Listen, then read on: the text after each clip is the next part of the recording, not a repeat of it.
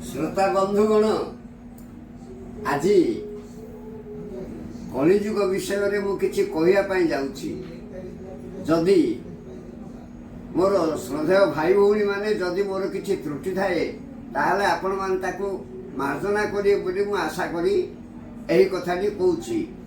वर्तमान कलिजुगर विषय जे पर्यंत द्वापर जुगरे भगवानंकर पाद पद्म भूपृष्ठ थिबा से पर्यंत कली प्रवेश करि पारि नथिला। जेतबेले भगवान वैकुंठ को चली गले कली प्रवेश कला। जेतबेले कली प्रवेश कला तार आयु है 4,32,000 वर्ष। ये जो 4,32,000 वर्ष आमे माने समस्त भोग करिबा एही कली कालर धर्म सत्य पतिव्रता दया क्षमा आयु बल किछि रहिबो नाही। सदाचारी बोली समस्त मानिबे। वैवाहिक संपर्क कुलशील देखा दिबो नाही। वैवाहिक संपर्क युवक युवतींकर कथबार्तारू मिलनरू ही वैवाहिक संपर्क स्थापन करा दिबो। तापर आउरी कोन कोन हबो ब्राह्मण गुणरू चिन्ह पारिबो नाही पैतारू ही चिन्ह जिबे। ताहले आमे सन्यास को किपरि जानिमा किए सन्यासी किए सन्यासी नुह। आजिकाली सन्यासी को चिन्हिबा पाई केही हेले नाहंती। केवल दंड कमंडल द्वारा ही सन्यासी की चिन्हिबे। तप द्वारा कहीं चिन्हि पारिबे नाही कि सन्यासी बोली जानि पारिबे नाही। लोके दूर स्थानर पोखरी को तीर्थ बोली मन करिबे। पाखरे गंगा गोदावरी थिले मध्य सेठी स्नान करिया को जिबेनी। दूर स्थान पोखरी थिले एडा ही तीर्थ स्थान बोली सेठी जाई स्नान करिबे। एई भला अन्याय अत्याचार दिन को दिन बढ़ी बढ़ी जाउथिबो। तापरे वर्षा बिना मरुड़ी लागी रहिबो। लोके हावर्ण चित्कार करिबे। खाइबा को मिलिबो नाही। तापरे लोक अधिकांश स्थान रे कौन हबो ना युद्ध लागी रहिबो। चारि वर्णर जाति सीमा किछि रहिबो नाही। समस्त शूद्र आचरण करिवे। आमर जो थिला कौन ना ब्राह्मण क्षत्रिय वैश्य आउ शूद्र ये जो चारि वर्ण जाति आमर थिला जाति भेद किछि रहिबो नाही। समस्त शूद्र आचरण करिवे। एटा होछि कलिजुगर धर्म। ए कलि से करौछि एनु आमे से करिया पई बाध्य होउछे। एनु लोकंकर ज्ञान रहिबो नाही अज्ञान लोक रहिबो अधिकांश। बंधु बांधवों को संपर्क रखिबे नाही। केवल संपर्क रखिबे स्त्रीर बाप घर बा ससुर घर सहित संपर्क रहिबो। अन्यान्य बंधु बांधव को संपर्क रखिबे नाही। अतिथि सेवा करिबे नाही। अतिथि आसिले मुह सुकेई कथबार्ता करिबे सिना हर्षरे कथबार्ता करिबे नाही। अतिथि आसिले रांधी बाड़ी खाया बुदेल दउची एणु रांधी बाड़ी खाया देवाक स्त्री लोक मान इच्छा करेनि। एणु अतिथि सत्कार करिबे नाही। दुष्ट मानकर प्रभाव बढ़िबो।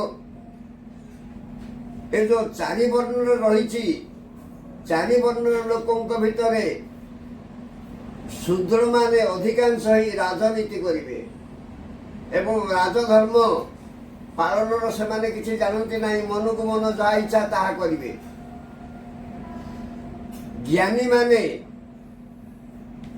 कौन करती ना विज्ञान को अनुकरण करिवे। किंतु विज्ञान पुराण को अनुकरण करी विज्ञान हेछि।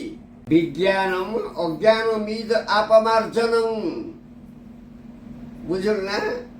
एणु मनर अज्ञान जे दूर करे ज्ञान को जे दान करे सी होछि विज्ञान। ए विज्ञान बल रे लोकंकर अज्ञान दूर करिया पाई केही नथिबे। आयु मध्य कम रहिबो। ଧର୍ମ ନାମରେ ଭଣ୍ଡାମି ଲାଗି ରହିବ।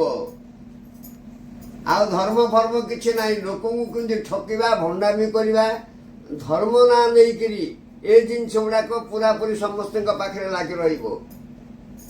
ଚାରି ବର୍ଣ୍ଣର ଲୋକ ଶୂଦ୍ର ପରି ଆଚରଣ କରିବେ ଏବଂ ଯେ ବଳବାନ ହେବ ସେ ରାଜଗାଦି ଭୋଗ କରିବ। କୁକର୍ମ କରି ଅର୍ଥ ରୋଜଗାର କରିବେ। ବନ୍ଧୁବାନ୍ଧବ ସମ୍ପର୍କ ସ୍ତ୍ରୀର ବାପଘର ଶ୍ୱଶୁର ଘର ପ୍ରତି ରହିବ। ଏଣୁ ଅନ୍ୟାନ୍ୟ ବନ୍ଧୁବାନ୍ଧବଙ୍କୁ କେହି ପଚାରିବେ ନାହିଁ।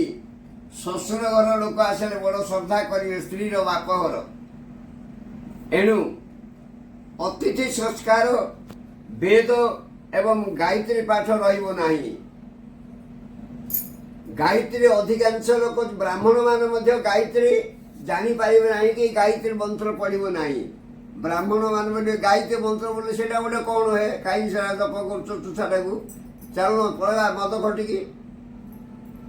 ମଦ ଖଟିକି ସିନା ଯିବେ, ଗାୟତ୍ରୀ ମନ୍ତ୍ର ବ୍ରାହ୍ମଣ ମାନେ ପଢ଼ିବେ ନାହିଁ। ସନ୍ନ୍ୟାସୀ ମାନେ ବେପାର କରି ଧନ ରୋଜଗାର କରିବେ। ଏଣୁ ଧନ ହିଁ ହେଉଛି ସର୍ବସ୍ୱ। ବାୟାମନରେ କିବା ଖୋଜୁଛୁ ଟଙ୍କା, ଟଙ୍କା ଟଙ୍କା ବୋଲି ଜୀବ ଚାଲିଗଲେ ଲୋକ ହସା ସିନା ହେବୁରେ ବୋକା। ବାୟାମନରେ କିବା ଖୋଜୁଛୁ ଟଙ୍କା, ସମସ୍ତେ ଟଙ୍କାକୁ ଏକା ଖୋଜିବେ। ଟଙ୍କା ବ୍ରହ୍ମା, ଟଙ୍କା ବିଷ୍ଣୁ, ଟଙ୍କା ଦେବ ମହେଶ୍ୱର, ଟଙ୍କା ସାକ୍ଷାତ ପରମ ବ୍ରହ୍ମ, ଟଙ୍କା ଦେବ ନମସ୍ତୁତେ। ସମସ୍ତେ ଟଙ୍କାକୁ ହିଁ ଆଦର କରିବେ। ଏଣୁ ରେ ମନ, ଏ ଟଙ୍କା ନାମ ଛାଡ଼େ। ବାପ ମା ବନ୍ଧୁ ବାନ୍ଧବ କାହାକୁ ପଚାରିବେ ନାହିଁ। ପିତା ମାତାକୁ ନେଇକରି ରଖିବେ କୋଉଠି? ଏ ଶାଳାରେ ବୃଦ୍ଧାଶ୍ରମରେ ନେଇକରି ବାପା ମାଆକୁ ରଖିଦେବେ। କେହି ପଚାରି, ବାପା ମାଆକୁ ମଧ୍ୟ କେହି ପଚାରିବେ ନାହିଁ। ଏଇ ସବୁ ଦୈବୀ ଦୁର୍ବିପାକ ଘଟିଲେ ଭଗବାନ ସେଇ ସମୟରେ କଳିକି ଅବତାର ହେବେ।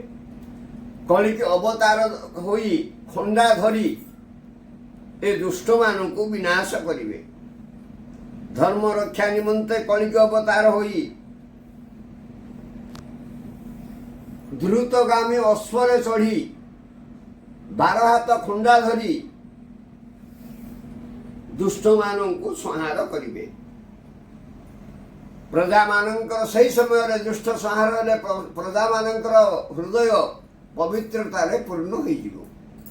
ଯେତେବେଳେ କଳିକିଙ୍କର ଏ ଯେଉଁ ଦେହର ସୁବାସ ପାଇ ସମସ୍ତେ ହୃଷ୍ଟପୃଷ୍ଟ ହେବେ, ଆଉ ଦୁର୍ବଳ ରହିବେ ନାହିଁ, କେହି ରୋଗୀଣା ରହିବେ ନାହିଁ, କେହି ଅସୁସ୍ଥ ରହିବେ ନାହିଁ, ସମସ୍ତେ ହୃଷ୍ଟପୃଷ୍ଟ ହେବ। ସେହି ସମୟରେ, କୋଉ ସମୟରେ? ଯେତେବେଳେ ସତ୍ୟଯୁଗ ସେହି ସମୟରେ ଆରମ୍ଭ ହେବ। କୋଉ ସମୟରେ? ନା ଚନ୍ଦ୍ର, ସୂର୍ଯ୍ୟ, ବୃହସ୍ପତି ଏକା ସାଙ୍ଗରେ ପୁଷ୍ପା ନକ୍ଷତ୍ରରେ ପ୍ରବେଶ କରି ଗୋଟିଏ ରାଶିକୁ ଆସିଲେ ସତ୍ୟଯୁଗ ଆରମ୍ଭ ହେବ। ଯେତେବେଳେ ସତ୍ୟଯୁଗ ଆରମ୍ଭ ହେବ ସେହି ସମୟରେ ଏକ ରାଶିକୁ ଆସିଲେ ସତ୍ୟଯୁଗ ଆରମ୍ଭ ହେବ। ଏ ଶରୀରକୁ ଯେ ବଡ଼ ବୋଲି ବୋଲୁନା କାହିଁକି, ଶେଷରେ ପୋକ ଅଥବା ପାଉଁଶରେ ପରିଣତ ହେବ। ଏଣୁ ରେ ମାନବ, ଏଥିରୁ ମୁକ୍ତ ହେବା ପାଇଁ ଶ୍ରୀରାମ, ଶ୍ରୀକୃଷ୍ଣ ଏବଂ ଭଗବତ ଚିନ୍ତନା କରି ଗାୟତ୍ରୀ ମନ୍ତ୍ର ଜପ କର। ଏ ଭବସାଗରରୁ ନିଶ୍ଚୟ କିଛି କିଛି ମୁକ୍ତି ମିଳିବ। ହେ ମୋର ବନ୍ଧୁମାନେ, ହେ ମୋର ଶ୍ରୋତାମାନେ, ମୁଁ ଯଦି କହିବାରେ କିଛି ଅସୁବିଧା ଥାଏ, ଆଶା କରୁଛି ଆପଣମାନେ ନିଶ୍ଚିତ ଭାବରେ ମାର୍ଜନା କରିବେ। ଜୟ ଜଗନ୍ନାଥ, ଜୟ ଜଗନ୍ନାଥ, ଜୟ ଜଗନ୍ନାଥ।